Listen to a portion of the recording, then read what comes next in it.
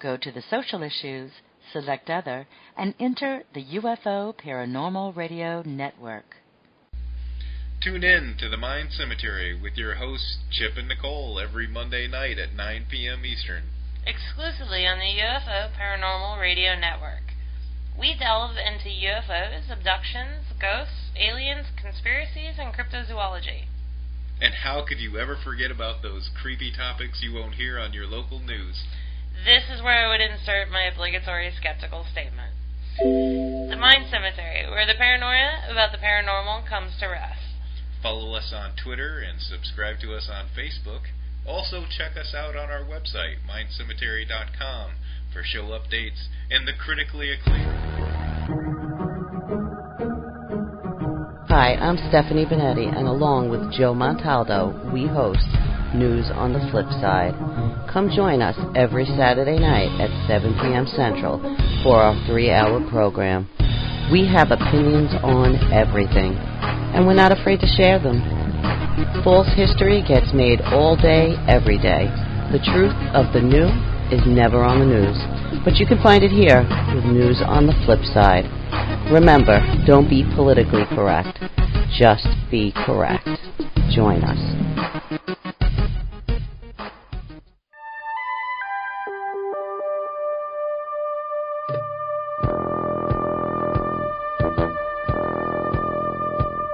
Tune in to UFO Undercover, Wednesdays at 8 p.m. Eastern, with your host, Joe Montaldo, right here on the Paranormal Radio Network.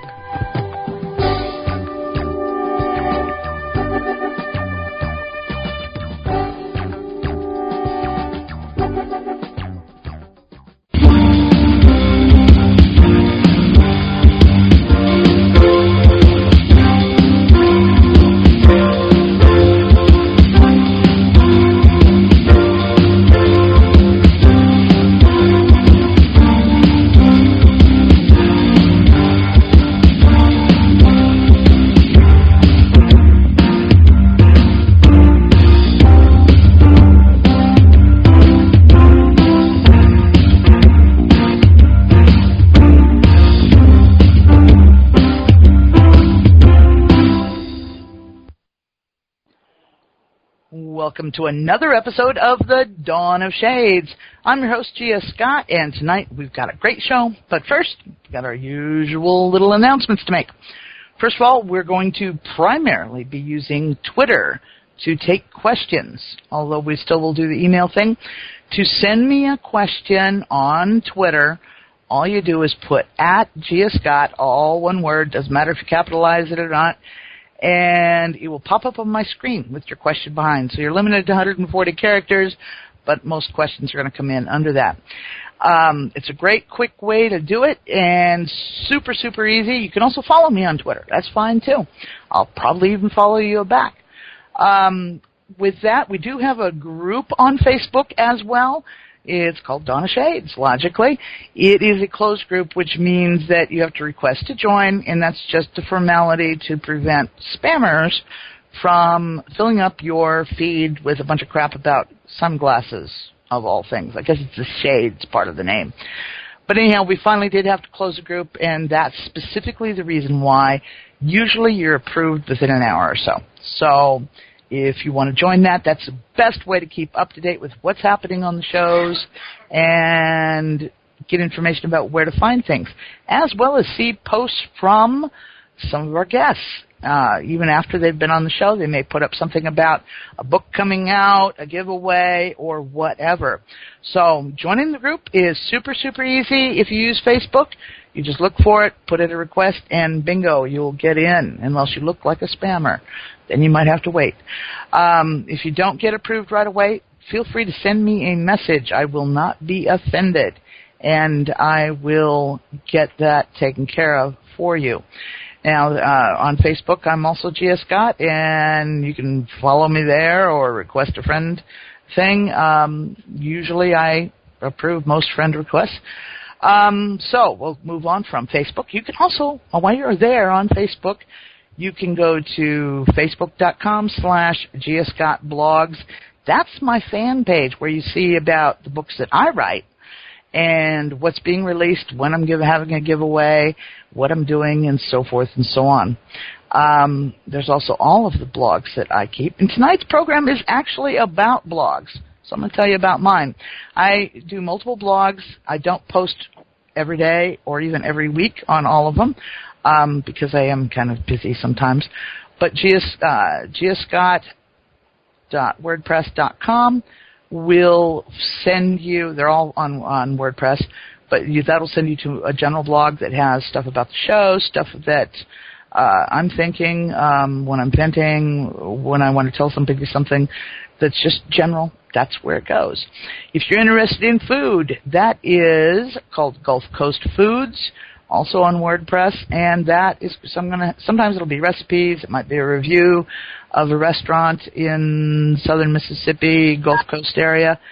There is also my outdoors blog, which is all about camping and survival stuff, emergency prep, all that kind of stuff goes there, and it's called Get Ready Go. And that will have all kinds of stuff there again. Sometimes it's something that we're doing, sometimes it's about things we've done, maybe about a project or something to do with emergency prep. And we're in storm season now for all of you coastal people on the East Coast and the Gulf Coast. And knock on wood, I've got a wood desk right here. We've not had anything so far. Let's hope it stays a nice, quiet hurricane season. So with that, before I forget, if you want to send a question via email, I promise not to spam you or give your email address out over the air or your real name. So you can put all those things in there, and I'm not going to do that, which if you've listened, you've never heard me do it, and I'm not going to start tonight. To send me that email, just send it to Gia Scott, that's GIASCOTT, at exogenynetwork.com. And Exogeny Network is spelled EXOGENYNETWORK.com. And moving right along, our blogger tonight is named Melissa, and she has a blog, and I'm going to give you the address for it. It's notastepfordlife.com. So that's NOTASTEPFORDLIFE.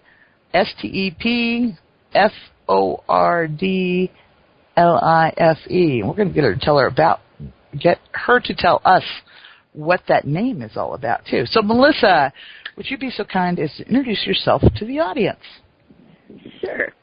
I'm Melissa. I'm also known as Imp, or The Wife, or Mom, Mommy, Mom, and Hey You. Started the blog probably about 7 years ago, just took it on to a self-hosting site recently. The name actually comes from a misperception that some folks seem to have, because we do happen to homeschool our kids. And some folks seem to think that if you homeschool, you must be this perfect paragon of virtue, and your children are these wonderfully, perfectly behaved people. And we're not Stepford people at all. So that's where Not a Stepford Life comes from. The blog covers infinite of our daily life. It's got some cooking and budgeting stuff on it. It's got what I call open letters, which are usually directed at people or events in the news, my little rants, as well as just trying to keep perspective on the parenting gig with a sense of humor. It's kind of my shot in the mommy wars, trying to point out that, nobody's perfect here, and hopefully it encourages other people when they've got kids sticking things in noses and such like that their life isn't that unusual, at least compared to mine. Okay. Well, I have to admit, I originally met Melissa via Twitter. I actually talk to people on Twitter, which I gather not everybody really does. But if somebody says something to me, I'll say something back. You're assuming I'm on Twitter, and eventually, when I get there, I'll say it back.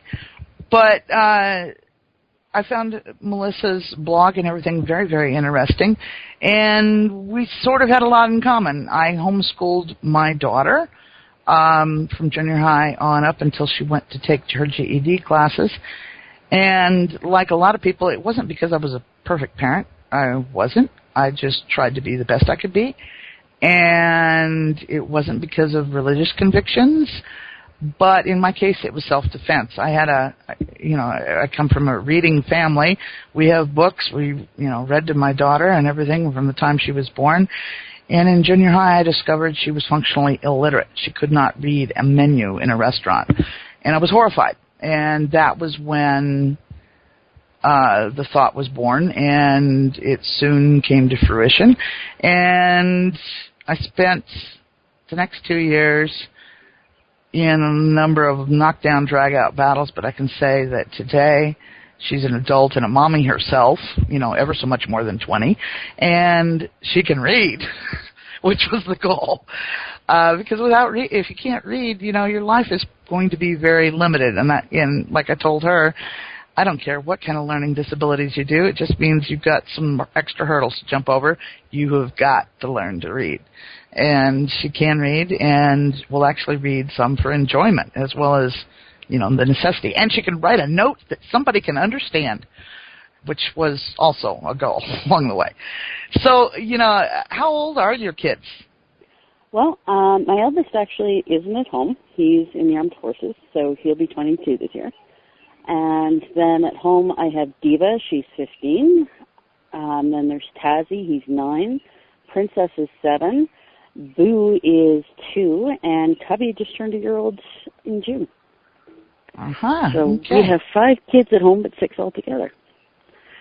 Okay, so that makes for a diverse household. And considering that I had 2 and they were 8 years apart, and I was going from boys to Barney, your span is considerably longer. Do you find that every 5 years? Well, do you find it hard to switch from stage to stage as your attention turns from one child to another? In some ways, yes. In some ways, no. Again, because we homeschool, we spend a lot more time together than is typical or average. So there's more time to spread my attention over, so I don't have to flip a switch because the kids just walked in the door and now they need my undivided attention from the little ones. Uh-huh. But it certainly was when we had Tazzy. Diva was 7 at the time, and it was very much like having a new first baby all over again because they changed the rules. When my elder 2 were born, you never, ever, ever put them to sleep on their belly because they would suffocate and their vomit, and you only ever put them to sleep on their back, or vice versa. You never put them to sleep on their back because they could choke. And now you only put them to sleep on their back. Mm-hmm. So the rules changed, which was very awkward. Yeah, having had a baby in 1982 and then one in 1990, I found that not only are children very individual and they don't come with owner's manuals, but the stuff changed, and I can only imagine with the kind of span you've got, the stuff has really changed. Oh, it has. I kind of laugh about some of the stuff out there because when I started out as a parent, I was very, very broke. So I didn't have the money to go with the bells and whistles. And then as we had more children, although our income kind of grew a little more flexible, I learned that, I really didn't need a diaper wipe warmer because the other kids lived okay without it. It didn't traumatize anybody. Products that are marketed, I think, kind of to first-time parents, that once you've had a baby, you're kind of going, okay, hang on, you know what, we didn't really use this the first go-around. It just kind of took up space. Do we really, really need it? There are a couple of things that, I will never have a child without, and a swing is one of them. I am so grateful for the battery-operated or electric swings now, as opposed to the ones you used to crank up. Do you remember those? Yeah, I remember. I didn't, when you talk about being very, very broke, when my daughter was a baby, not only was I very, very broke, but she was a baby that was allergic to almost all baby products. I couldn't use any of them. because of the scents that were in them. And so there was no baby soap, no baby shampoos, no baby oils, no disposable diapers, no disposable diaper liners. None of that stuff could I use. I had to use cloth diapers, and I laughed because when she was first born, I didn't have a washing machine at home, and had to deal with, doing the diapers and then having to take them to the laundromat to do them. And then when I had my son 8 years later, I lived in the country where I didn't have garbage pickup. I had to physically haul the stuff a gazillion miles out to the dump myself.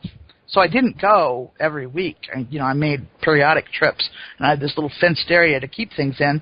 But there's nothing yuckier than diapers in a bag that have been sitting outside for, 3 weeks. In fenced enclosure or not, you can just about bet something's going to dump or spill or tear when you are loading it in the truck. So, it was like, why couldn't this one have been the one, because I had the washer and dryer right at home then. Why couldn't this one have been the one that, but yeah, that was sort of the Murphy's Law in my life. But yeah, the baby wipes, we couldn't use them. They were scented. So this is what I used. Maybe some mom will find that. Worn out tube socks, because tube socks in the 80s were still all the thing. I cut off the toes, I cut off the stretchy top, and I cut them into squares. And I had washable, reusable, and if they were too icky, just throw them away. Baby wipes with one smooth side, one scrubby side. That is a really cool idea. It was great. It was absolutely fantastic. And everybody was willing to give me their worn-out tube socks. Yeah, so I did. That was my baby wipes with her. To be honest, I don't remember what I used with my son. Absolutely do not remember if I used baby wipes or if I used the socks again. I have no idea. It's funny how you lose some details. Now, with my granddaughter, it was a whole new ball game. It may as well have been I had never seen a baby before, because everything's changed again. Right down to you talk about the never put them to sleep on their stomach. Mhm. Yeah. I know it was the weirdest thing, because my kids always slept better on their stomach. Always. As soon as they started rolling over, that was usually when they started sleeping through the night. So it's kind of like, okay, follow the rules. And yeah. Your brother and sister lived. It was good for them. But, they do their studies, and as you know better, you do better, right? So it was pretty crazy. Some of the stuff, I have to admit, that I see folks talking about for new parents and baby registers, it baffles me. I don't even know what half the stuff is, and I've had 6 kids, and I couldn't tell you what half the stuff on the registries are for. So it's kind of like, I think there's an advantage taken of folks who can afford to do a bit more, not knowing that it's really okay. Nobody's going to be harmed if you don't, preheat their wipes before you use them. Room temperature is okay. So. Yeah, well, thinking back about it, the cure that my grandmother told me to use for my daughter's diaper rash, there were 2. One was browned flour instead of powder of any kind to help keep her dry.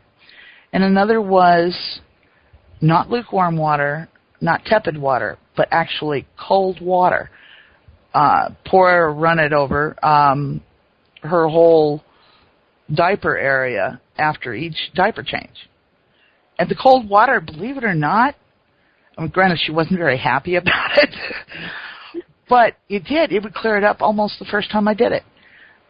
Because I couldn't use, all these diaper creams and stuff.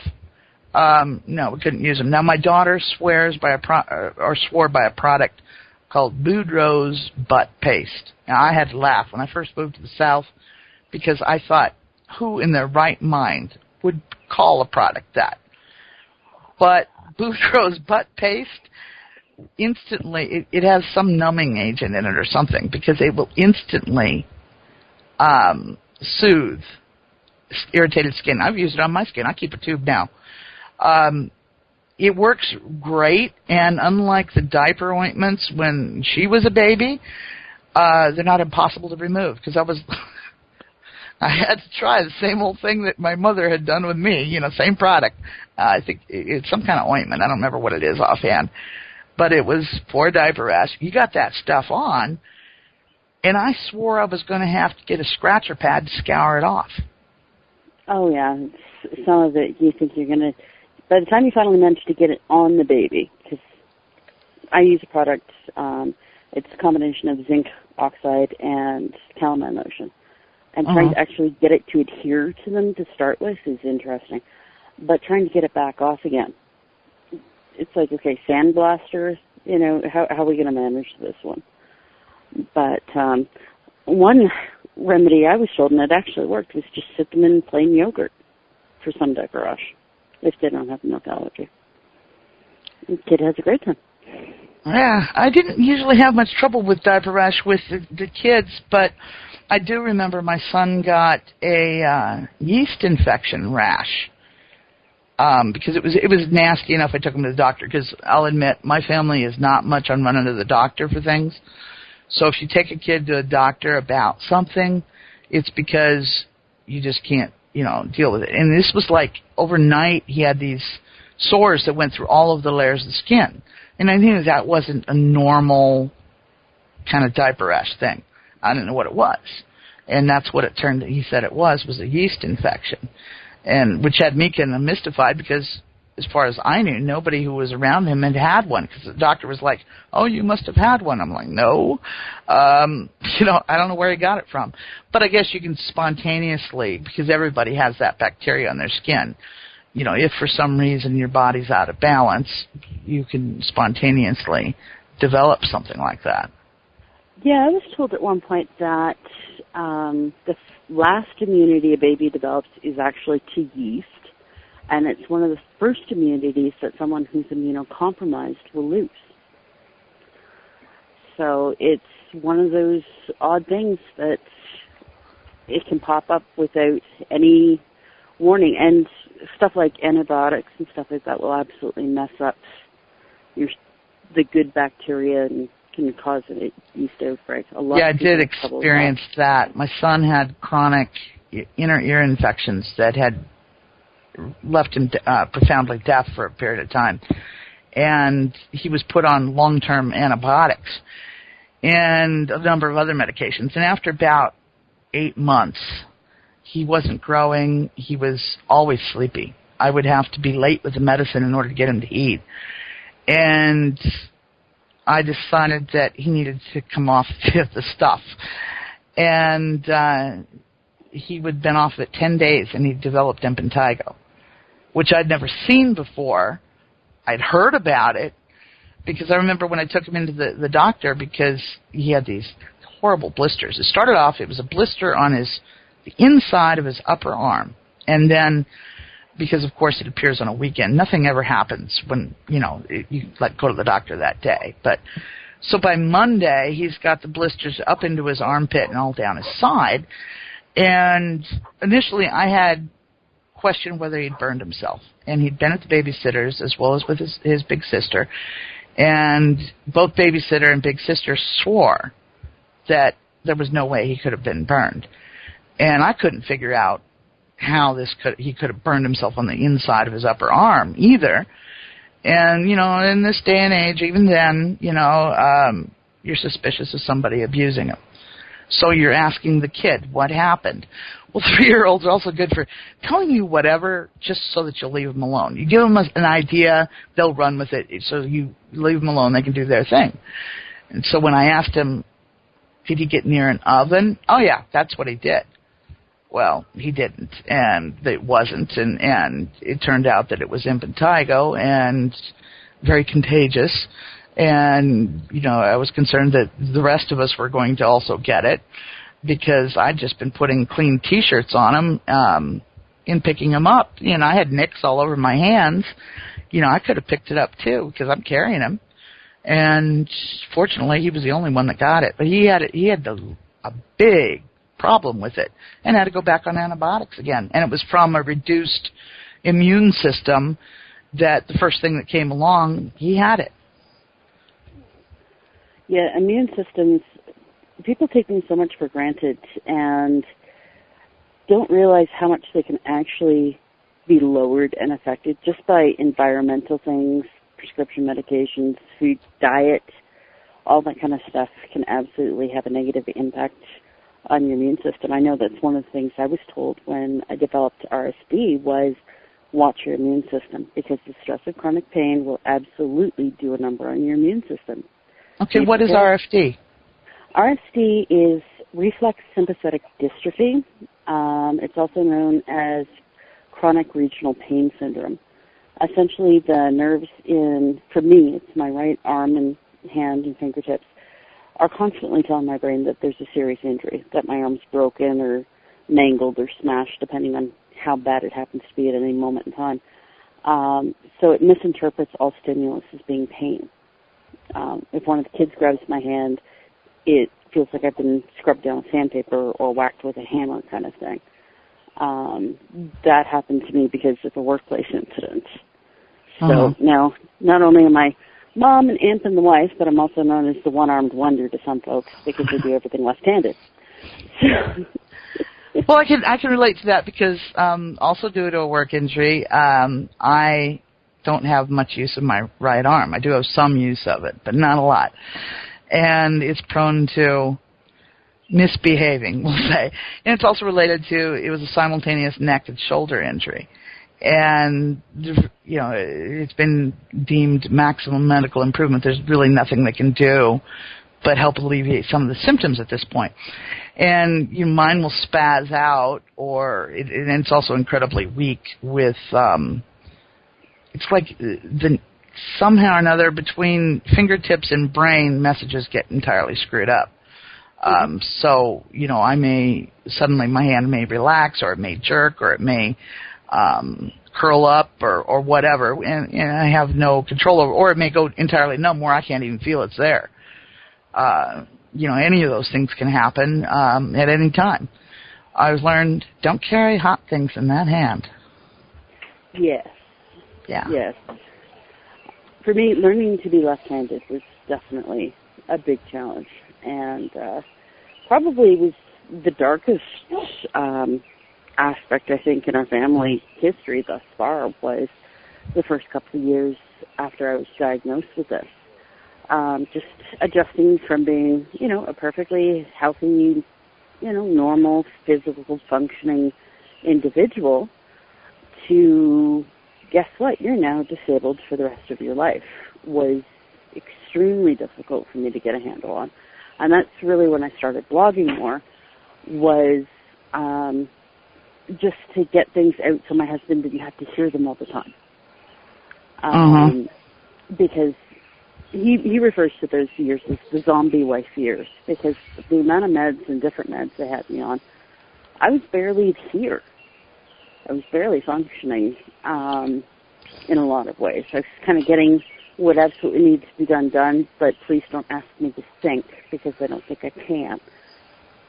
So it was actually when we found out we were having boo that I just simply went off all the medications and discovered that they were fogging my brain, but they really weren't doing much for the pain levels. So I didn't go back on them after he was born. So I deal with, you know, if it gets to the point where I think somebody is going to die, then I'll take something and head to bed. But I have to wait till Wolf gets home because I don't want to be on any sort of strong medication with kids running around. You know, that just doesn't work for me. So I can relate to that. At times I play chauffeur for my daughter, who is hopefully temporarily vision impaired as a result of complications from her diabetes. And she has a 3-year-old daughter, my granddaughter, my one and only, and I'm as gaga as any grandma, okay? I will admit that. She is the perfect child. She's the most brilliant, the most beautiful, the most gifted, et cetera, et cetera. I'll spare everybody all the compliments, but Hotshot, as I call her, is a very busy young lady, and even though she's very good, she's so much better behaved than her mama ever was most of the time. She has her moments. Perspective. Well, she actually is, because, you know, when she comes to my house is not child-friendly, okay? There is stuff everywhere. Electronic stuff, medication. I mean, we're just not kid-oriented anymore. So if it had been my daughter at that age, she would have been into everything. I mean, she might not have taken the pills, but she was sure going to investigate them.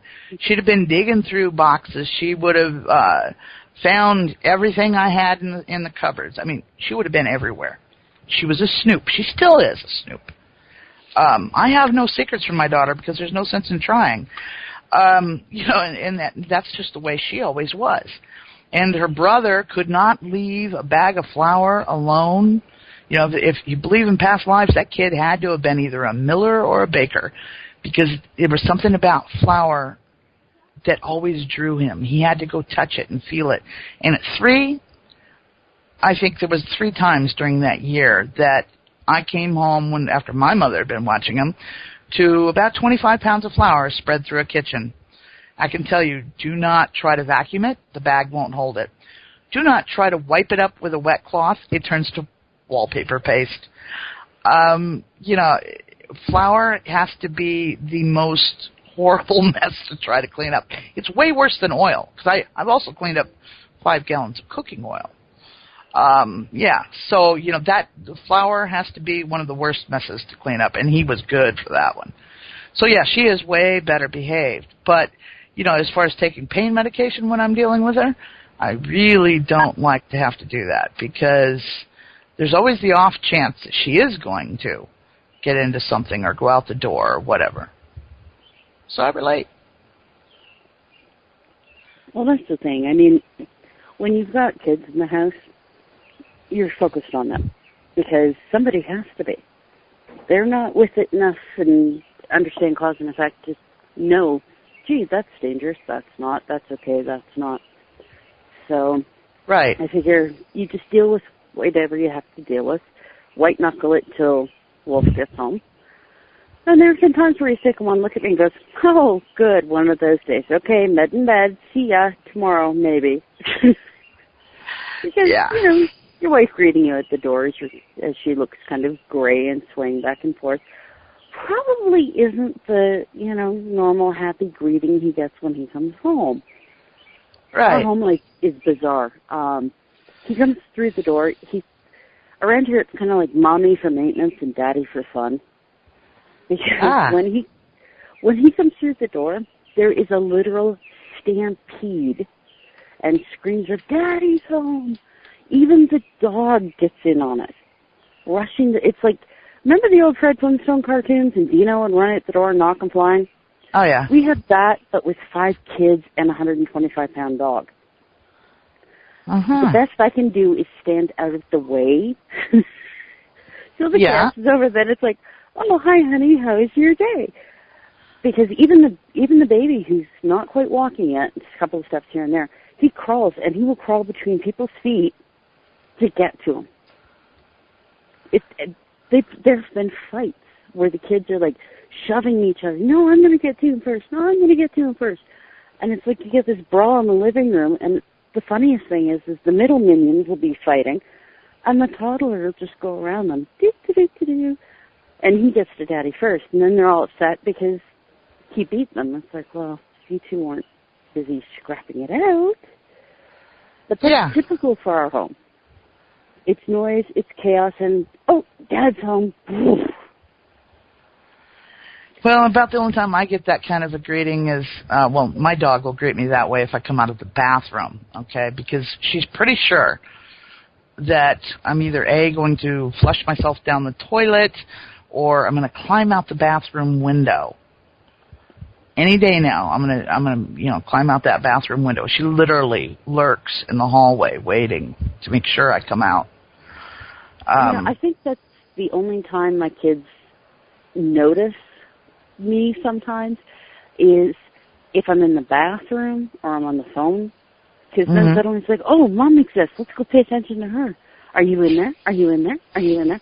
I'm actually working on my first book, and the title I've been working with is I Just Want to Pee in Peace. Because I can relate because I swore that every time I went to the bathroom alone, because I took my son with me to the bathroom until he was over 4 years old. Almost. Unless there was somebody else to watch him, it was better for him to be in the bathroom with me than doing who knows what. But, my daughter fell and cut her knee to the bone once. Guess where I'd gone? To the bathroom. One night, my 3-year-old son comes into the bathroom, a large butcher knife in one hand and blood dripping down the other. He'd cut himself with a knife. He climbed up on a chair. When I went to the bathroom, I thought he was asleep. By myself, he went in the kitchen and got a knife out of the knife box. Because I did keep him in a knife box on the wall, trying to keep his fingers away from him. As my daughter put it one day, he had a knife fascination. Mom, we've got to be careful because one of these days we might wake up dead.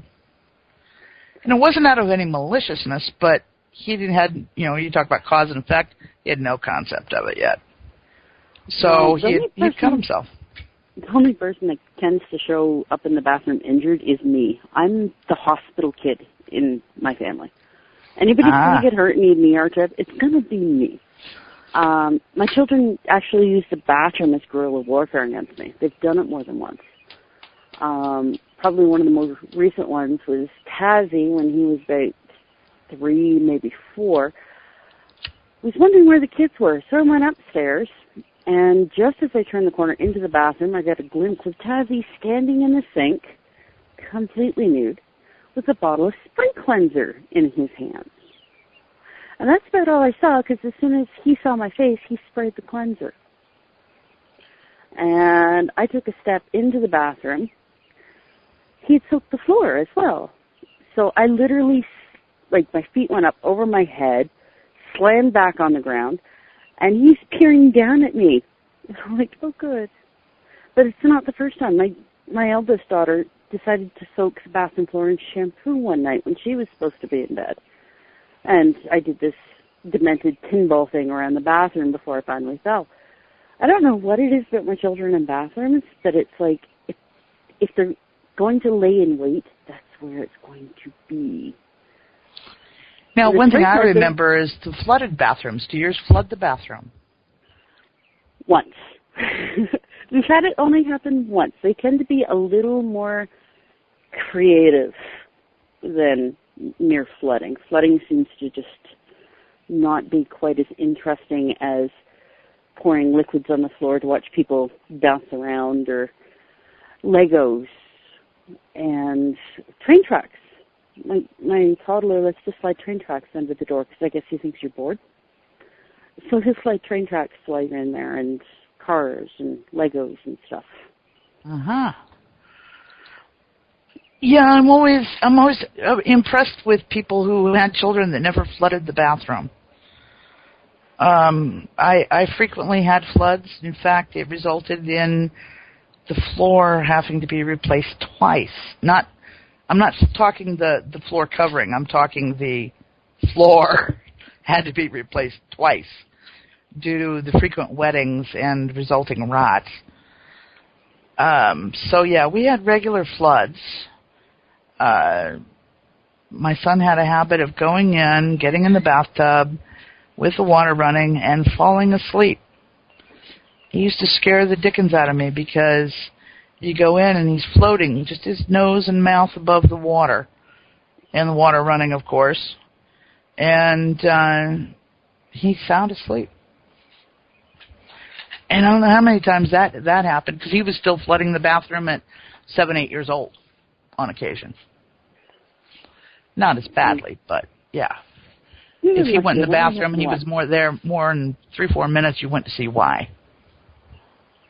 Yeah, our flood, it only happened once, and we noticed it because my kitchen ceiling started to drip. Ah. So they only did it once, but they did a bang-up job. No, ours was all one level, so you had to like go down the hallway to get to the bathroom, and you couldn't even hear it from the kitchen. So unless you were eagle-eyeing to see if anybody went down the hallway and counting kids, and I was a counter, I'll admit it.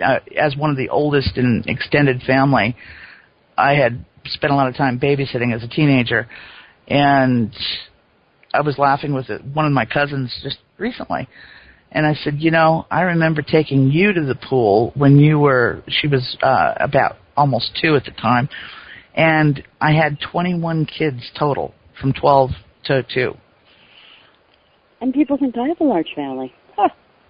That was all my young cousins at the time was 21 kids, and I was 17. And I think about it, I would have never sent my kids off with a 17-year-old to the pool with that many kids.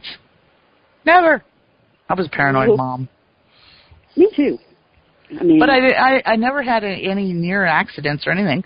I was forever counting, and I knew which ones I had to keep a real close eye on and which ones I just had to, just kind of keep an eye on, and, everything was fine. There was lifeguards, right? We're constantly, where's the baby? Where's the toddler? Because they both move like grease lightning. And yes. literally you'll be standing at the sink and the baby's hanging on my skirt, and then he's gone. It's like, okay, where'd he go? Luckily, I've got enough people in the house that the search and rescue team is pretty efficient, and he's found in, under 0.2 seconds kind of thing. But there's nothing more frightening, in my opinion, than a quiet toddler. Because if they're quiet and they're not asleep, Lord have mercy upon you, because they're into something. And if it's keeping them quiet, it's not a good something. Well, I found that the worst things were actually after the toddler stage. They were usually occurring at about the point you thought they were old enough to know better. Like, I can remember one occasion, I'd had the flu, and I was just finally getting better. And I'd smelled smoke. And my son had been in the kitchen, and I'd gone in the kitchen. He looked guilty, but I looked around. I didn't see anything. Asked him what he was doing. He said nothing, of course. I think he was 8 at the time. And I said, well, why don't you come in the living room with me? Because I was suspicious. He just looked guilty, And I went back to what I was doing. I was working on a computer, as a matter of fact. And then all of a sudden I look up, and there's lots of smoke in the house. And, of course, I go running back into the kitchen, and I do have a fire. And eventually, the fire's out, and I find the evidence, which turned out to be a plastic bag melted onto a fork. And to make a long story short, he was trying to make a hot air balloon involving the gas stove, a plastic bag, and a fork. I'm not sure how that was all coming together. And when I'd come in, he had thrown it down so I wouldn't see it, and it had gone behind the trash can onto a shelf that had a thick stack of legal papers, the kind you need to keep, but were now either burned or sodden with water. I had to get a whole new set of them. Anyhow, it had been smoldering when he'd thrown it down there. Well, I couldn't see it. Yeah, I'd looked around for I even looked in the trash can to see if there was something there. I didn't see anything. And it had been smoldering enough that it had started a fire. Now, if we'd left the house instead of just going into the other room, it could have been a disaster. As it was more of an inconvenience and an object lesson for everyone, me included. Yeah, and at that age, he wasn't a kid that played with matches or anything like that. And I asked him why he was trying to do that, and he wanted to make a hot air balloon to see if he could. And so we took up some hobbies. I think we actually started doing model rockets is what we did. But, my kids were ones that if you didn't find something to keep them busy, they would entertain themselves, not necessarily with parental approval. Yeah. Yes. A childless, it's kind of interesting because I think a lot of kids are very overscheduled in today's day and age, to the extreme.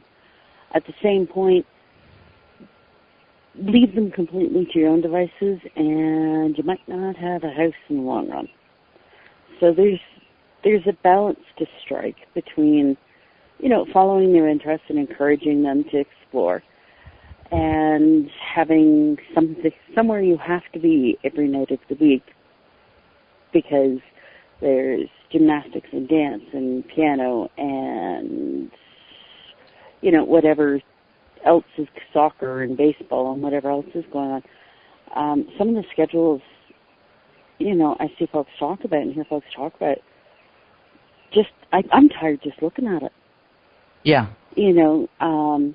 Someone, I can think of one family that have 2 children, but they're so busy with all these different activities and extracurricular stuff. They wear me out, and I'm thinking, I've got way more kids, and there's no way I could handle your schedule. I don't know how you do it. It's just, when's the downtime? Because I think downtime is valuable, rather than having everything planned out. You know what I mean? And I can remember, because I'm a firm believer in free play, outdoors, entertain yourself. We had wide open spaces. We lived in Arizona at the time, and the kids were allowed to roam within a quarter of a mile as long as they let me know they were leaving the yard. And because you could see a quarter of a mile, and so they were allowed to roam. Once they were, old enough to know what a snake was and have some common sense at least. So, by 6 or so, they were roaming on their own a lot. And you could see them out there on the desert and doing whatever, mostly imaginative play. And because they didn't have anything, unless they had one of the horses, they had nothing, with them. But my daughter would come home from school, even at 7 and 8 years old, and she would have 4 or 5 hours of homework. This is after spending all day in school. And I went to talk to the teacher about it because this was ridiculous. I mean, nobody could do anything because, your whole day revolved around taking her to school, picking her up from school, because the bus stop was 3.5 miles away, but the school was 6 miles away. It was usually easier we had a lot of trouble with, she was very small for her age, other kids picking on her on the bus, so it was easier and better for everybody to just pick her up at the school. And the bus was unreliable about what time it was going to show up. So instead of spending 30 minutes waiting for the bus to show up, you just went to the school and got her at a certain time, when school got out. And so you would have that routine, and then you knew you were going home, and all that was going to happen all evening was her homework and dinner. And it would be bedtime. And I'm like, this is not reasonable for a kid this age, because she has no time to do anything. And, as my thing was, exercise comes with play, and if she's sitting with her books at the table, that's not exercise. Well, and the other thing is I know when we pulled Diva, because she did go to public school, and we pulled her mid-grade 3 due to bullying issues, I was astounded to discover that we could actually get what would normally comprise a full school day in terms of subject matter done before noon.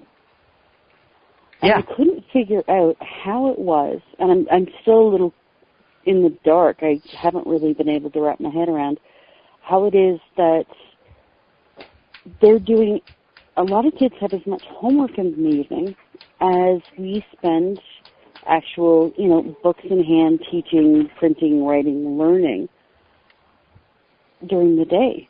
And I can't understand how it is, what's going on, that there's so much being missed that has to be assigned in the evening when they're there all day. I don't know that have the answer to that. I don't. But with my daughter, what I saw was a lot of busy work. She would have to write the same things every day all week. And when you asked her what she did in school, she had written those same things. And, it wasn't making sense to me. And then, you go through all that for years and years. You do all this homework, and you're wondering why, she just doesn't seem to be learning as much as I felt she should. And then, you know, she's in, like I said, junior high, and we go into a restaurant, and she's trying to order food by the pictures. And I said, they don't sell that here. And she's, you know, was mystified, and I told her, read the menu. And that was the day that I discovered she couldn't read the menu. And if you can't read the difference between hamburger and fried egg, your life is going to be pretty restricted. And I was not getting anything from the school that told me that she couldn't read. I knew that she was in classes for kids with learning disabilities. But at the time that I had agreed to doing that, I thought it was because it would give her extra help. What I turned it out to be the case was they were reading everything to her. And so she hadn't learned to read. Everything was given to her orally.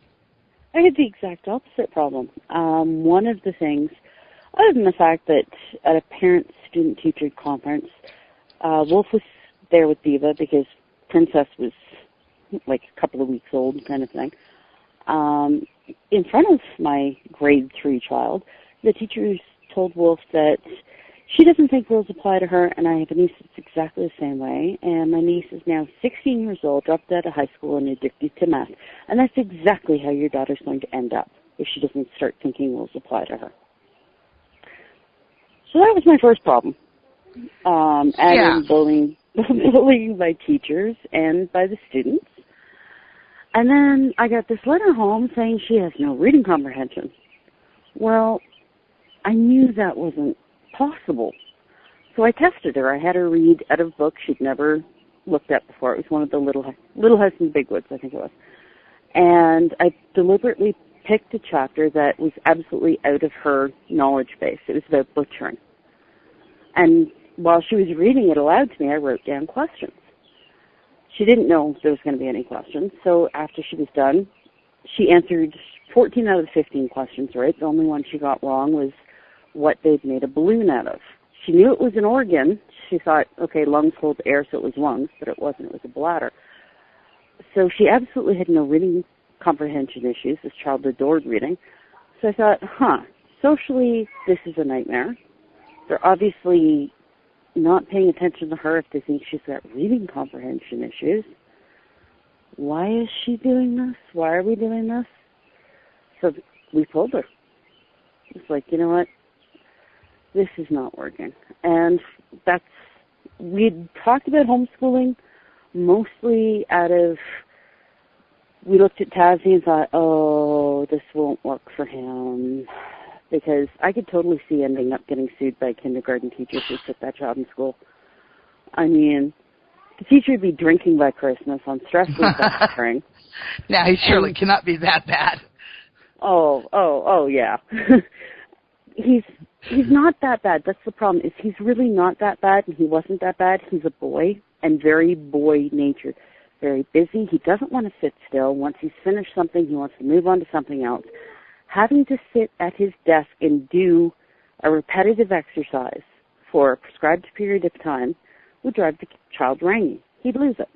I knew he doesn't have ADD or ADHD. It's just he's a kinetic learner. He likes to do rather than be shown. Mm-hmm. He wants to explore it. And I figured, teachers go back in September thinking, oh, thank God that int kid isn't here anymore. And in would walk Princess, and that's it. I'd get sued for emotional distress of a kindergarten teacher because my kids would just not cooperate in that sort of setting.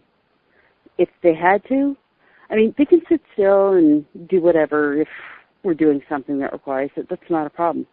But I know they'd also be very frustrated and bored out of their skulls. For Tazzy, learning his multiplication tables, doing it by a physical activity game where he got to literally physically jump ahead a couple of spaces when he gets an answer right, clicked so much more for him than any workbook exercise he'd ever done. He just learns better when there's physical activity associated with it. Some kids do. And school can't do that for them. Could you imagine, a class of 23 or 30 kids jumping around learning times tables? The teachers simply can't manage that kind of chaos. So the middlemans have never been to school, and the babies likely won't be either. What happens in high school? Diva's been offered to go to high school, and she's turned it down. She doesn't want to go. And it's funny because people talk about how unsocialized homeschoolers are and this, that, and the next thing. But on my blog, I actually mentioned that she took bronze in her first public speaking competition. So, and then she on those thoughts, we have to take a break. So, folks, while we are away from your computer, we're not going very far. Why don't you take a look at Melissa's blog? Melissa, you want to tell them how to find it? Sure. It's notastepfordlife.com.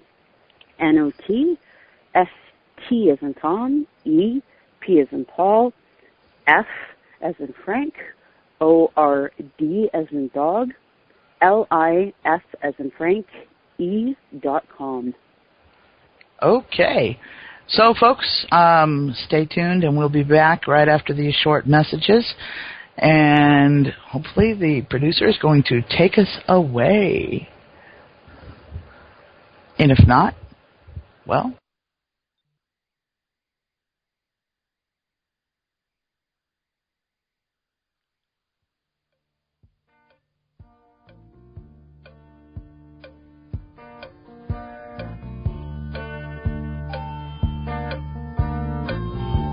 The afterlife, divination, exorcisms, witchcraft, the unseen. He's psychic medium Chris George. And he's Victor the Voice Furman. We are Second Sight Radio.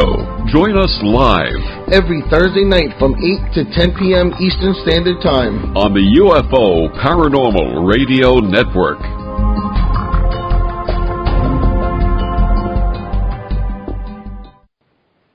If you are listening to the show and wish to join us in the chat room, visit paltalk.com. Go to the social issues, select other, and enter the UFO Paranormal Radio Network. Tune in to the Mind Cemetery with your hosts Chip and Nicole every Monday night at 9 p.m. Eastern. Exclusively on the UFO Paranormal Radio Network. We delve into UFOs, abductions, ghosts, aliens, conspiracies, and cryptozoology. And how could you ever forget about those creepy topics you won't hear on your local news? This is where I would insert my obligatory skeptical statement. The Mind Cemetery, where the paranoia about the paranormal comes to rest. Follow us on Twitter and subscribe to us on Facebook. Also check us out on our website, mindcemetery.com, for show updates and the critically acclaimed Mind Cemetery blog. It's not critically acclaimed, but you should check it out anyway, mindcemetery.com.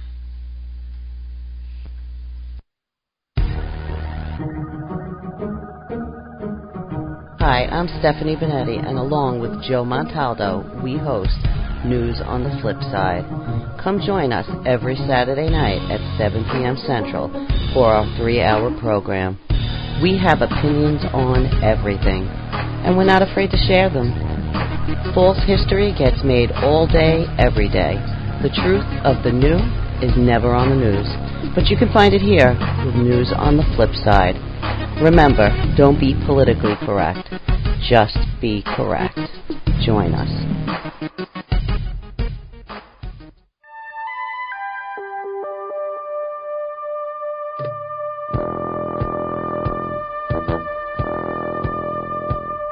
Tune in to UFO Undercover, Wednesdays at 8 p.m. Eastern, with your host, Joe Montaldo, right here on the Paranormal Radio Network.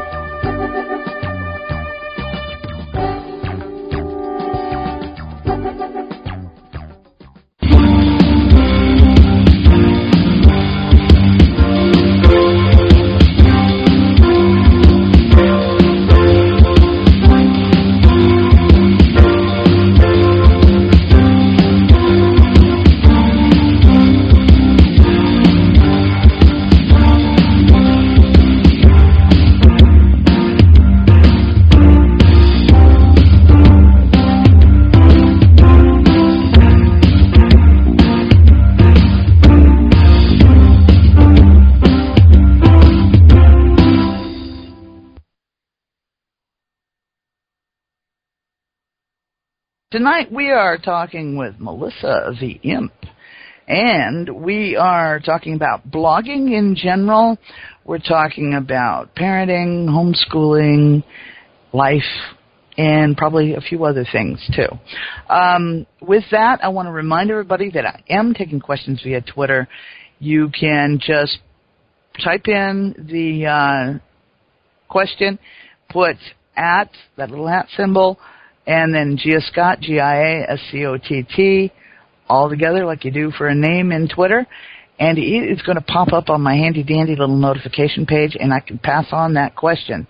So that's a super easy way to send me questions. You can do it on your phone, on your computer, or whatever. And if you don't have a Twitter account, hey, Twitter's a lot of fun once you kind of get the hang of it. It's a strange new universe when you see it for the first time, though. But for those people who do use it, it is a super easy way to send me a question. I'm also taking them via my email, which is giascott@exogenynetwork.com. And Exogeny Network, which is the hard part, is spelled EXOGENYNETWORK.com.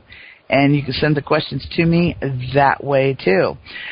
Now, getting back to your blog, what's the name of it again? Not a Stepford Life. Not a like Stepford the movie Stepford Life. Wives, but only not a Stepford Life. Yeah, it's a cool kind of name because very few of us have these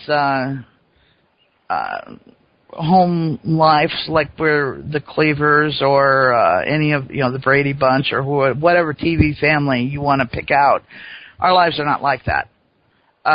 They bear no resemblance to it. If anybody had told me what my life was going to be like at 18, I would have not believed them. And probably if I wrote about it today, they would say that it was far-fetched and filled with fantasy. But, the reality is that we do, there's this old cartoon, I've seen it many, many times. It has a big banner. It says convention for the adult children from normal families. And there's one guy in the audience. That's it. The rest of us all have varying levels of dysfunctional. Some of them are really dysfunctional and need some serious help, and others are just mildly dysfunctional. But we all have those little quirks, and, none of us are perfect, and our kids aren't perfect. And like I said, they all come with no owner's manual. I mean, they're very, very different, aren't they, Melissa? Are your kids alike? Oh, geez. Around here we joke that we don't worry about college funds. It's more about paying for their future therapy bills. Because they have certain commonalities. I mean, they're kind of stuck that way. But it's interesting to me to see different facets of personality presented differently in each child. Like, Diva's very artistic, and surprisingly so is Princess. But their tastes in what they choose to draw or paint or sew or create are so very different. Diva, although she will deny it to her dying day, used to be very much a girly girl. Now, forget it. She is in a paramilitary youth organization. That's where she did her speaking competition. She very much enjoys being in uniform and being, quote, one of the guys. Being called the girl is almost, no, I'm tough. I can do this, and I'm independent. Whereas Princess is very much more gentle-natured, but they're both very dramatic. So it's interesting because they do have certain personality qualities that are similar, but how they are presented, even the similarities are different. That's probably one of the bigger challenges to having a large family is adjusting your parenting style, that essential touch to the left or to the right, depending on the child. Mm-hmm. Because what works with one child doesn't with another all the time. Diva and I have we're kind of evolving to more of a gradually sort of, I'm still the authority for her, but there's still more bantering that's coming through. She chooses and has said, I'm one of her friends kind of thing.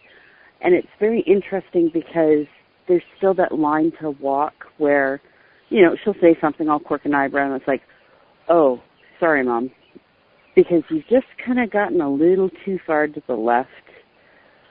So it's very interesting because I think as she gets older, it'll continue to evolve to the point where we are peers as opposed to, being in a parent-child relationship. And I think that's an essential transition once they're adults and out of your house and doing their own gig is I don't always want to be an authority figure to her. Right. She's not going to need that from me. And I think I'm a little further down the road than you are because my oldest is about a decade older than yours. And, I've seen the transition from Mom knows everything to Mom doesn't know anything to, oh, my God, Mom knows how to do this and I don't. And, the frantic phone calls, how do I do X, whatever it is. And then now that we've gone a little bit further, especially with me having the disabilities now, I'm some days less than competent. But guess who still gets a phone call if there's a crisis? Mm-hmm. I'll still get the phone call, help. And, it's not a bad thing either because in my own case, like when Katrina came, my daughter happened to be visiting me. She didn't live with me, or even in the area. She lived in Arizona at the time.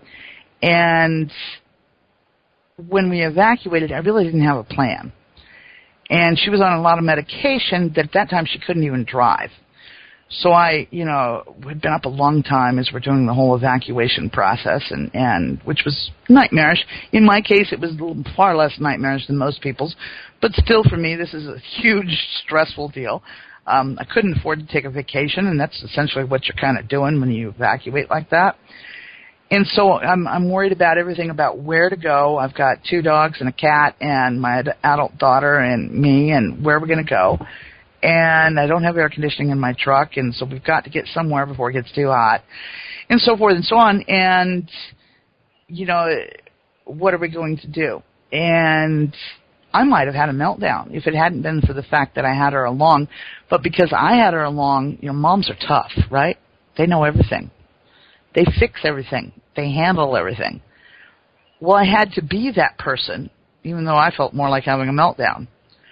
And so for me, it sort of put starch in my spine when it was kind of the humidity was getting to it. So yeah, we talk about being supportive of our adult children, but at the same time, often that translates to us pushing ourselves too. Well, for me, Diva's always been, because she was old enough that she remembers me pre-disability. Princess was only 2 when I was hurt, and Tassie had just turned 3. So they don't really remember me before. This is normal for them.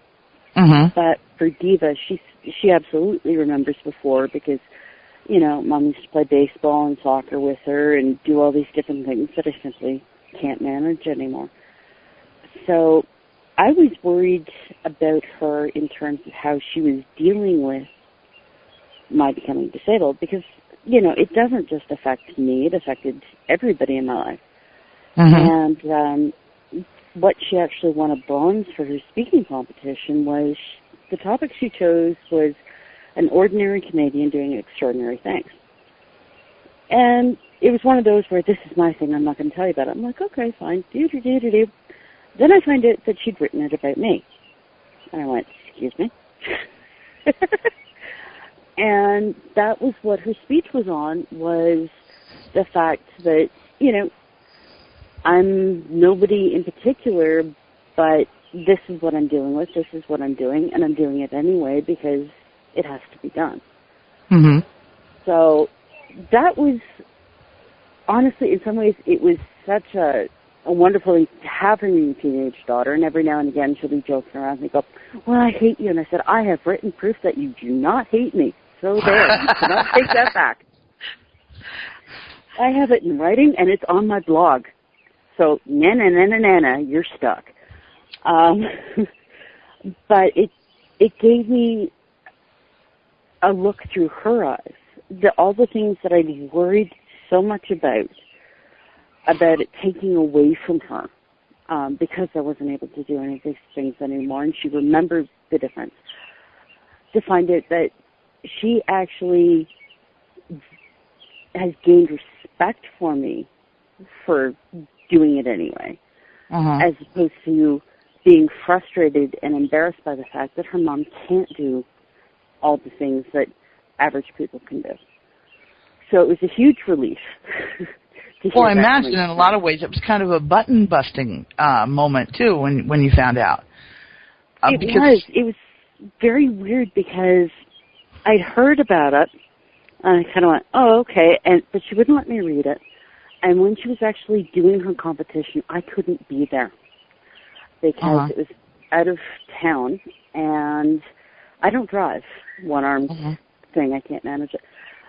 So we also knew that there was no way the two babies were going to handle a couple of hours of speaking competition. It just wasn't going to work. And, of course, it was all scheduled for nap time. So I ended up having to stay home with the babies while Wolf took her in for her speaking competition. And apparently, once people figured out that he was with her, people coming up to him, she made me cry. And he was like, okay, I don't know who you are, but thank you. And it was awesome because not just the topic, but, again, getting back to the stereotypes about homeschoolers. Pretty sure she's fairly well socialized if she can get up and speak in public effectively. She also won the award for her year in her organization. So, way to stomp those homeschoolers are weird and unsocialized myths to bits, So I figure we must be doing something right somewhere. Is that or she just came prefabricated enough that we couldn't screw her up too badly? It's one or the other. She's not out of the house yet, so we still have time to mess with her, though. I'm sure she's a writer herself. She really enjoys writing, so I'm sure she'll take over one day and, my mom made me do dishes. And all the other horror stories. Well, I still tease my daughter. She spelled very, very poorly, even when she was, very young. And she used to write us hate letters when she got in trouble and so forth and so on. And I always felt that was a good way for her to vent. But it was always done with high drama, because she would write the notes and then she would come stomping out, present it with a flourish as though, she was a page in some elaborate court, and then stomp away again. And, it would actually read like, I hat, ooh are men to me. And there wouldn't be a single word spelled right. So we still tease her about, I know you really hat me, She still doesn't spell well, but not everybody does, and at least you can usually figure out what she means. It used to be, it was almost psychic is what you had to be to figure out what she was saying. But, yeah, and then as an adult, the moment when you find out that the standard that she believed that I set for her is unachievable by her, because I'm thinking there were so many things I did so wrong. And, you're just flying by the seat of your pants when you're a parent. And yet she thinks of me as nearly a paragon of virtue when she talks to me about it. And I'm like, whoa, you forgot that there were lots of things that went wrong. But, she doesn't. She thinks that somehow I was this marvelous person that did everything. It's funny. I actually have a blog post, probably one of my Thinking Thursday posts, where I talk about, as a mom, you get hung for everything. No matter what you do in society's eyes, you're doing it wrong. If you have one child, then you're selfish. If you have more than 2 children, you're selfish. If you go to work, that's wrong. If you stay home, that's wrong. If, there's always going to be somebody to say, no, you're doing it wrong, and this is, you should be doing this or you should be doing that. If you do attachment parenting, you're spoiling your baby. If you let them cry it out, then you're neglecting your baby. Like, it's just no matter what you do as a parent, somebody is more than willing to say, that's wrong. You're doing it wrong. Your kids are going to grow up and they're going to be eating rats in the basement and talking to their toes because you didn't let them go horseback riding. Or, something insane. And at this point, I just figured, you know what? If I raise them, they get out on their own, they know how to feed themselves and, function as reasonably healthy adults, I've done it okay. Perfection isn't even something I'm aiming for. I'm just going for, as long as, they're reasonably healthy, because I'm sure my kids are going to turn to me one day, well, when you did this, and then did the best I could. Sorry if I didn't get you your pony. Deal with it. And because everybody's got an opinion. And if you listen to everybody else's opinion, you're never going to accomplish anything because you're going to be so terrified of doing something wrong that you never do anything at all. And I think that's the biggest problem. Actually, just this past week, Thinking Thursday, I did a quote by Maya Angelou. And she was talking about how if you're always trying to be normal, you won't be amazing. And I think that's very much a problem in parenting and society in general, is we're all so worried about what someone else thinks of us and fitting in and not wanting to be different, not wanting to be stared at, or, we're taught, keep your head down and be humble because pride is a bad, bad thing, and, you should never brag about yourself or seem like you're bragging, and you should always be self-effacing, and, so many people never find out what it is that they're amazing at because they're too busy worrying about what someone else is thinking of them. And that's one thing as a parent that I'm really trying hard to not instill in my children, is find out what makes them amazing. Not just amazing to me, but what did they think makes them amazing. Because what I think makes them amazing isn't always the same thing. Because I can see different things in them, but they're seeing with their own perspective, so they're thinking something a little different. So finding out what that is and supporting them in it, and not saying, well, so-and-so does this, maybe you should do that. And letting them discover who that person is that they are meant to be, and encouraging that, and not trying to force them into some sort of, prefabricated mold that says you have to be like everybody else likes this, you have to like it too. And just celebrate their differences. I mean, at the same time, I am not raising brats. No. I don't go into the whole special snowflake, my child is better than everybody else on the planet because I birthed them kind of thing. They're taught they need to be, everybody else is amazing as well in their own way. And, to listen and respect other people and to try and find out what makes that person who they are. What do they enjoy? Because there's nothing that makes me nuttier than a pompous, arrogant little minion running around thinking that they own the world. And it's like, oh, dude, you haven't even gotten the bill yet. Let alone paid for it. Yeah, I have to, as much as I adore my granddaughter, she does have a bad habit. And she will shriek when her dad's around if she doesn't get her way. And I'm talking a glass-shattering, cringe shriek you can hear at 100 yards. Oh, I know that shriek. Yeah. It's one thing that absolutely makes me crazy. Thankfully, she reserves it for when her dad is there. So, like, if I've got her by myself, I don't hear it. Hallelujah. Or if, just her mom and I are going someplace, we don't hear it. But, yeah, all kids have something. She's trained her parents very well, because that shriek, she has done it since she was very small, and it's always had the same result. She gets what she wants because nobody wants to hear it. But she's not the first shrieker I've been around, either. Been around that block. Well, I didn't have shriekers. I guess because it didn't work with me. I dealt with shriekers before they were old enough to be shriekers, so I already knew that was not a flight that was going to fly in my airport.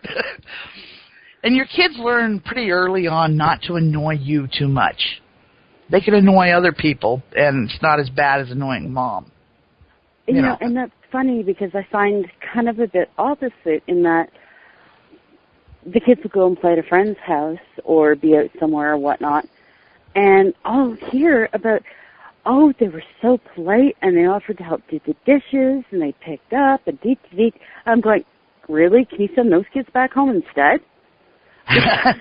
Well, no, my kids were that way too. I think all kids are that way. But I'm talking about the really big things that are absolutely going to make mom flip out, that are really going to get them in big trouble. Whatever your thing is. I happen to not like shrieking.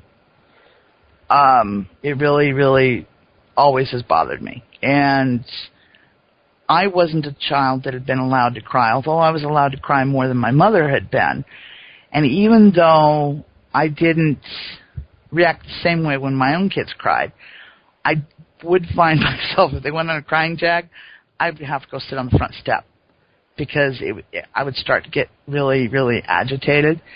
And that was the only thing I could do because I can't give in or they're going to continue, whatever it is, whatever started the shrieking and the crying jag. I can't give in on it, but I also can't listen to it.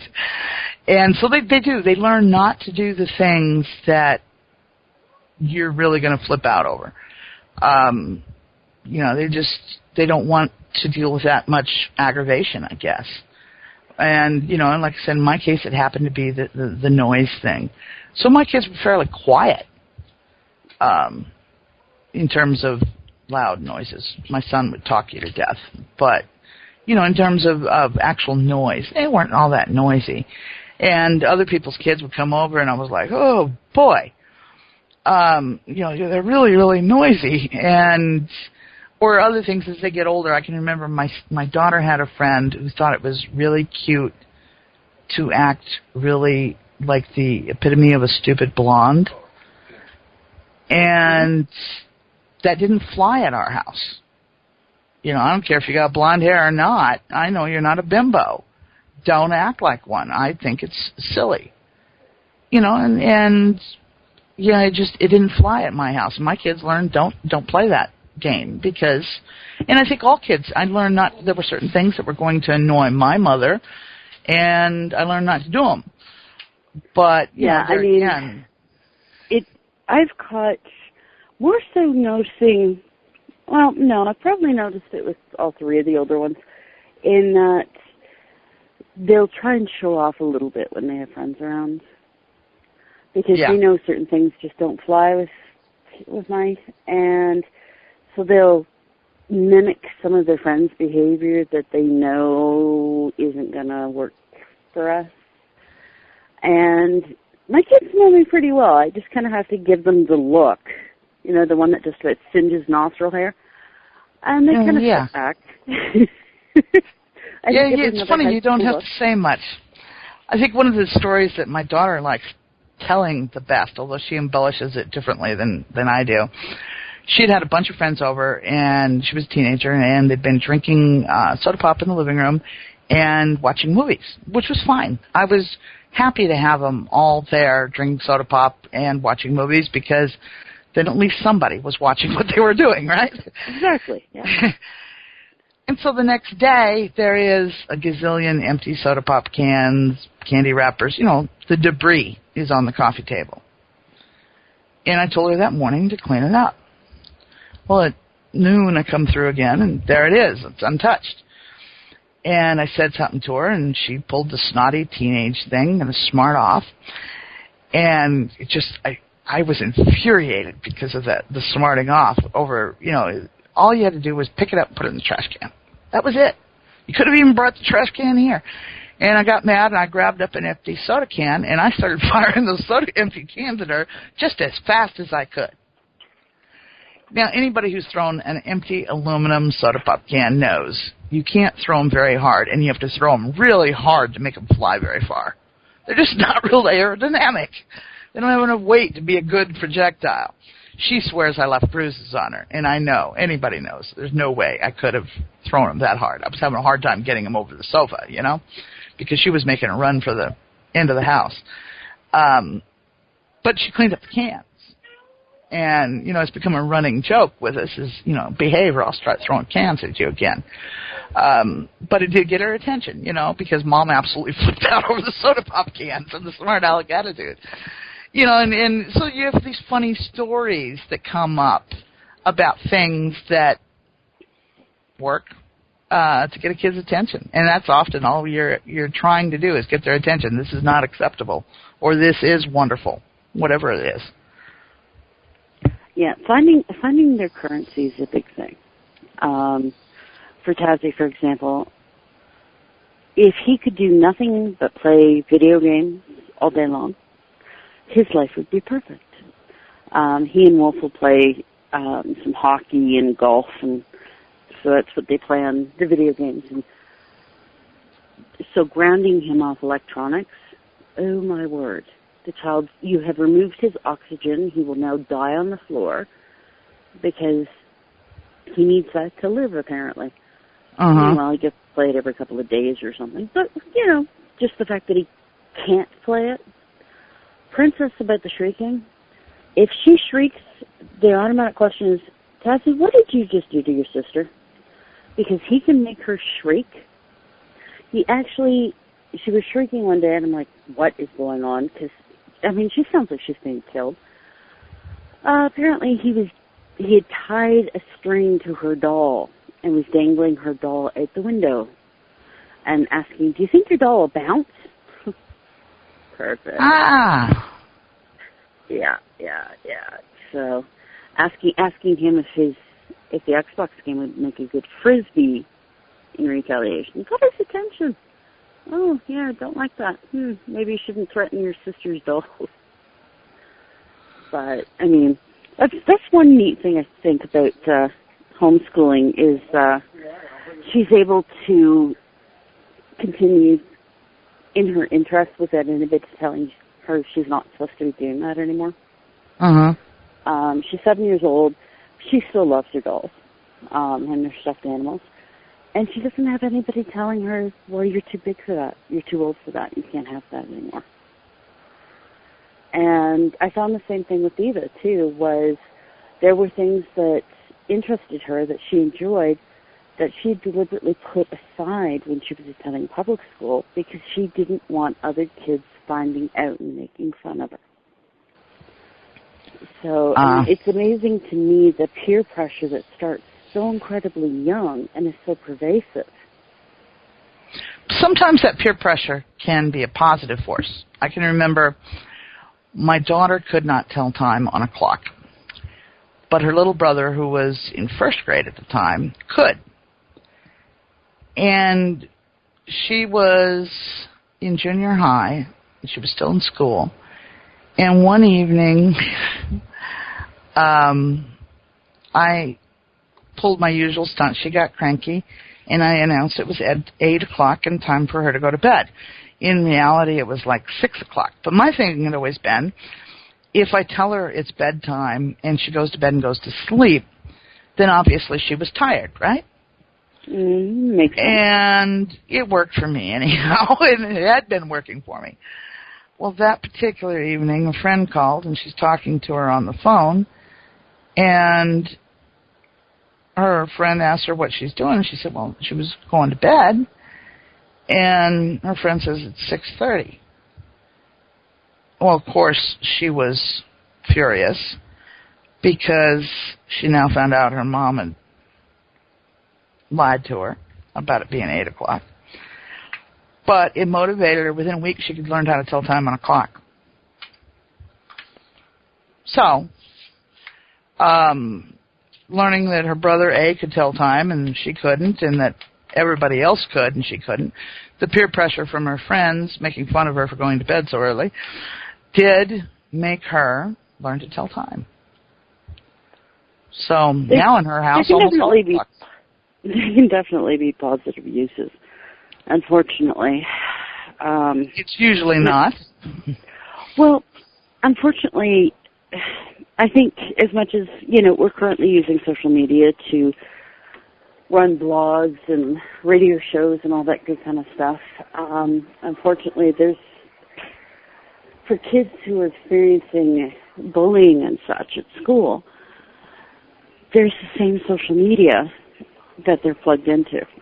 Uh-huh. So it used to be, if you went to school and were bullied, I was as a kid, it ended when you left school or got home, depending on how things went, and didn't start again until the next morning.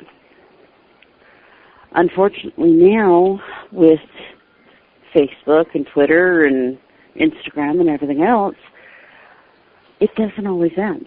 A lot of these kids are, plugged into their cell phones and whatnot. So there's a constant bombardment for some of these kids of negativity from peers. So, yeah. I mean, we've had a couple of tragic cases that have been all over the news in the last year or two about it. Yeah, that is definitely a downside to the social media. I hope that as time goes on, that society in general improves in their management of social interaction and bullying, and that we also find a way to keep social media from absolutely taking over our lives. I mean, some people, if they can't log into Facebook, whether it's to play games or find out what their friends are doing, it's a tragedy. Oh, absolutely. I mean, my husband teases me that, he could leave me upon occasion, and if I wouldn't notice unless the computer went down. He could disappear. It's like, no, the kids get noisier, I'd notice. Yeah, and I do use mine, and it's my primary social outlet, I'll admit that. I tend to be reclusive in, as we put it, the real world. I tend to be very reclusive. I actually talked to my neighbor for the first time in a month on Saturday, I guess, when we were at the store where she works. And she lives right next door.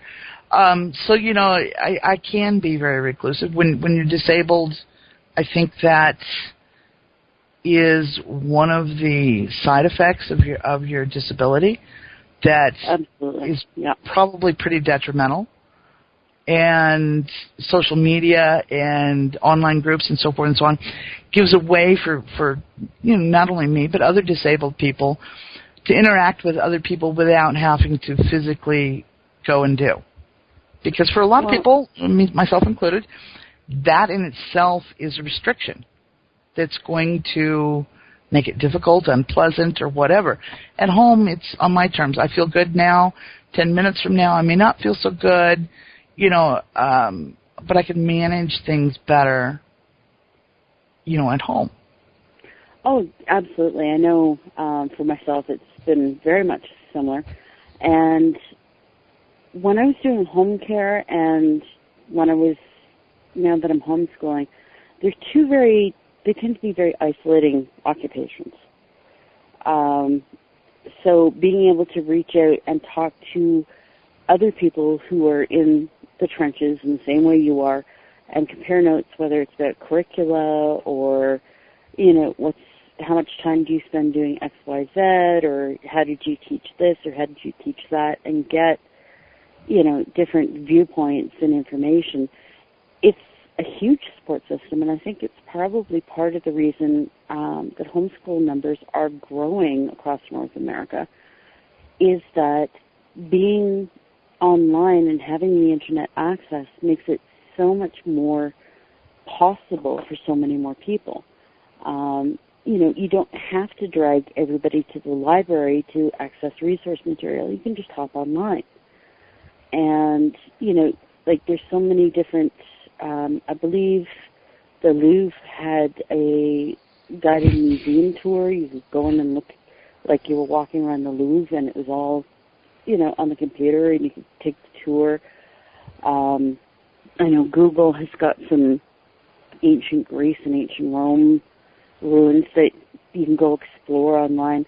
So there's a whole lot more interactive, in-depth, and really valuable educational variety out there now for homeschoolers. And having the support network from other homeschooling parents is absolutely a huge help. Because, any parent, any stay-at-home parent, I think, is going to run into issues of feeling isolated, whether you're homeschooling or you're just at home with a preschooler or an infant or whatever. You start to wonder if there's life outside the house. My husband would tease me because, a friend would come over and it's like, woohoo, grown-ups, I've expanded my social circle without having to give birth again. Yay! Because that's about how it feels a lot of times is, we decided to expand our social circle. Here's the baby. So, because that's the way our particular world works. We've always lived long distance from any family, so we haven't had that network readily available to us. And then just our personalities, we honestly prefer the company of our family, as opposed to, do we have to get up, get out of the house and pack everybody up in the truck and make sure we've got, a case of diapers and a case of wipes and everything else everybody needs, and okay, may as well rent a trailer because we're going to go out for the day just to carry all the crap everybody needs, kind of thing. Because it never fails, if you take them out, somebody's going to have a diaper blowout, and then so would the other one, and, chaos will reign, and Murphy's Law will be right there behind it. So, now, one thing that I can remember from the 80s was all the big thing was everybody was supposed to be super mom. You were supposed to handle this prestigious career, be the perfect parent, and also be Martha Stewart on the side in your spare time. And it was a standard that nobody, and I mean nobody, Martha Stewart or not, we all know. In reality, Martha Stewart has a staff. The rest of us don't. Nobody could live up to these standards. And so we were continually chasing our own tails and absolutely miserable as we tried to live up to the impossible. Now, is this still a trend? Because I don't keep in touch with the parenting blogs and whatnot, like I would have if I was still raising kids. Is this still a trend with especially women to try to be this superwoman? It really, really depends. There's absolutely been a backlash against the whole super mommy idea. And in fact, there's a website called Scary Mommy. I've got a post going up there tomorrow that is exactly opposite of super mommy. It's, looking at the, I'm really not enjoying this particular moment in this life kind of thing. And there's just all sorts of different articles, very sarcastic, very funny, but basically saying, super mommy doesn't exist, and that's pretty much okay. There are still absolutely a faction of women that put a lot of pressure on themselves to be super mommy. And it's funny because I see it more in the women who are actually stay-at-home moms necessarily than I've seen it in women with outside-the-home careers. Outside-the-home careers, it's backed off a bit. I don't know whether a whole bunch of people had nervous breakdowns over the ideas being crammed down their throats or what happened there, but it seems to have eased up a little bit from what I've seen. the ones I find that are really, really driven to absolute perfection, in my experience, seem to be the ones who are stay-at-home and, their hair's done, their makeup's done, they're totally ready to roll within 15 minutes out of getting out of bed in the morning. 15 minutes out of getting out of bed in the morning, I'm stumbling around looking for coffee. Tazzy is now trained to make coffee in the morning. God love that child. He is going to make a wonderful husband one day. He can put the coffee maker on, and he will even fix me a cup of coffee and bring it over to me. And what's even better is he will then back quickly away and not make eye contact until I have finished it. Because mommies might not be very friendly first thing in the morning. Yeah. I was curious about that supermom thing because, apparently my daughter thinks that I was. I wasn't, but, I guess sometimes, we kind of embroider things when we remember them. So, I was really kind of curious whether or not people still strove to achieve this impossible pinnacle of perfection, or whether they have become more realistic. I think it's alive and well depending on which part of society you're looking at. There are some folks who are very rigid in what a woman is meant to be, what her roles are subscribed to be. And if you do not surpass all expectations, then you're a failure. There are other folks who are more realistic. I think one of the bigger switches that's happened is more and more women are not listening to what somebody else tells them they should be. And I think that's the biggest change and probably the most welcome change. Whether it's, someone telling me, it's so funny because I've read articles, I think it was the HuffPost, where there was a woman saying that if you give up a career to stay home with your babies, then you've let every other female on the planet down kind of thing, and they fought so hard to make those opportunities for you, and you've betrayed your sisters of the uterus. And yet then you have the other extremes that, how dare you have a baby and not stay home full time and, wear them on your back till they're 18 and can take their first steps and maybe feed themselves. So the extremes are still absolutely there. I just think more and more women are taking a good look at things and deciding that they can decide for themselves where they fit and that they don't have to fit anybody else's expectations, that they need to work on and look at their own expectations. I think...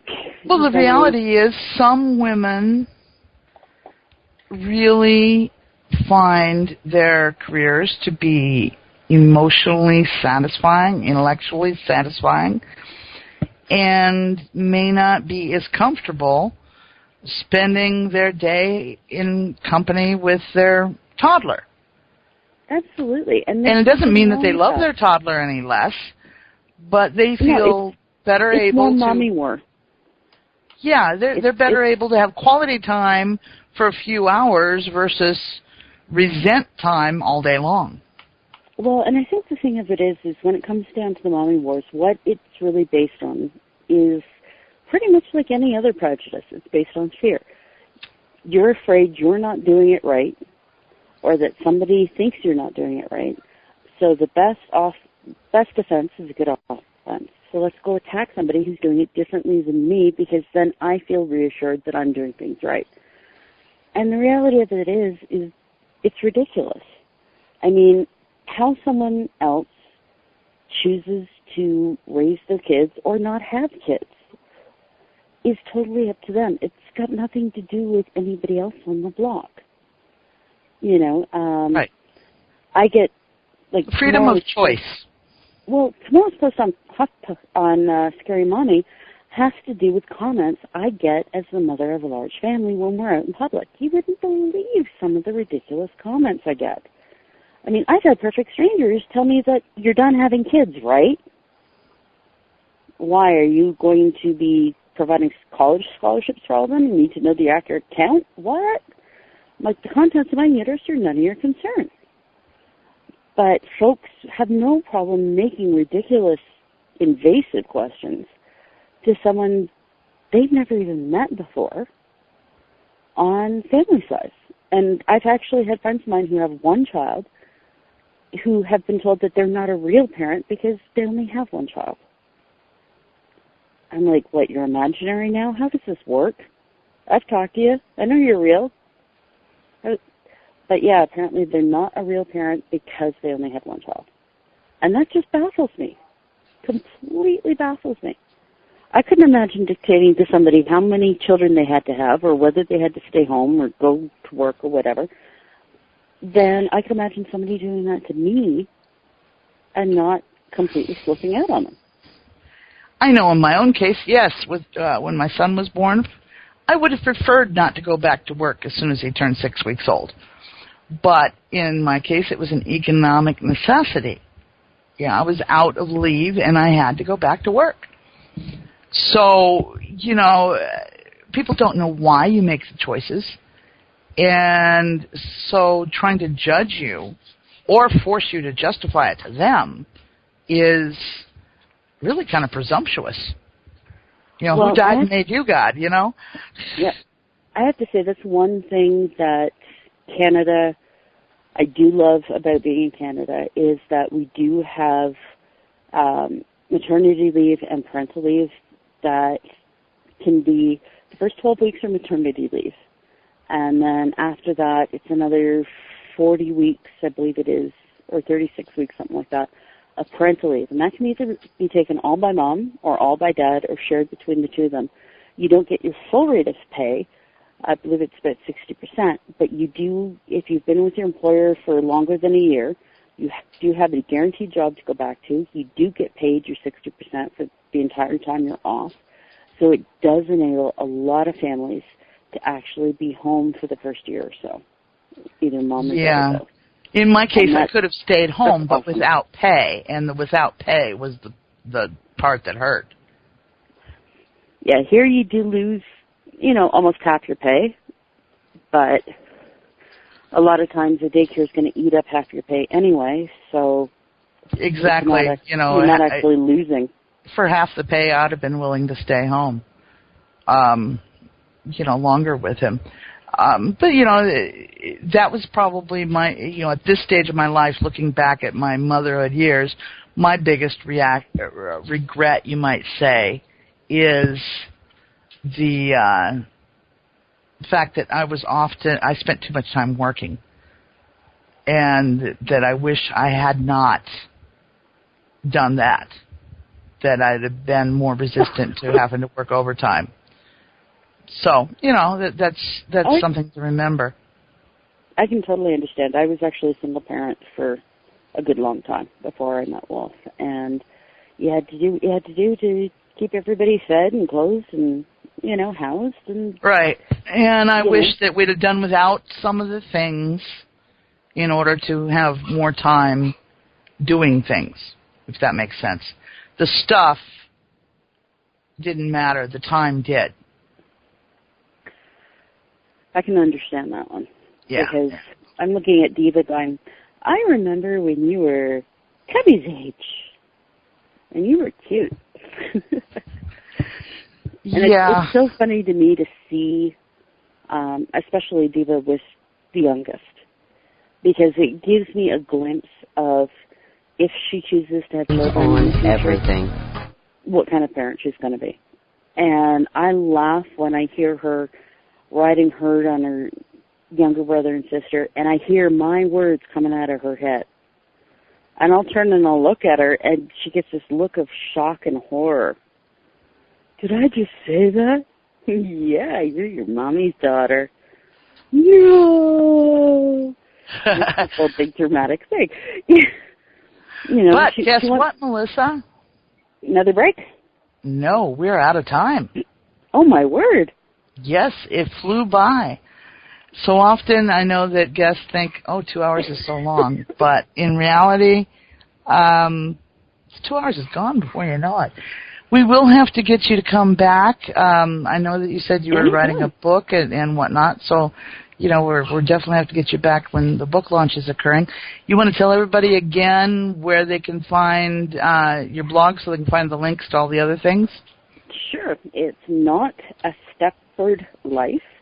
That's N-O-T as in Tom, A, S, T as in Tom, E, P as in Peter, F as in Frank, O-R-D as in dog, L-I-F as in Frank, E.com, and I do have a contact me page where folks can find my Pinterest boards and my Twitter and Google Plus and other places that I'm known to post at and cause a bit of trouble.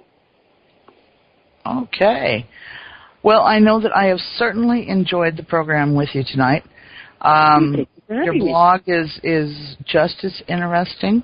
So folks, do check out Melissa's blog, especially if you're a mom or even a grandma, because a lot of grandmas are filling in more for parents today than ever before. In fact, I was reading some recent stats. There are some states where it's become increasingly common for great-grandparents to be raising the children. So, just because you're not having children these days yourself doesn't mean that you may not be raising children. As well as, people are delaying childbearing later and later all the time because of careers and other obligations. So it used to be that you were 20-something when you were having kids, and now you're not. Although at my age I would be incredibly surprised if the doctor delivered news that we were going to have a baby. I think that would really rock our world. But, I have to laugh about it because I've made jokes. When I was a child, I remember they called them afterthought children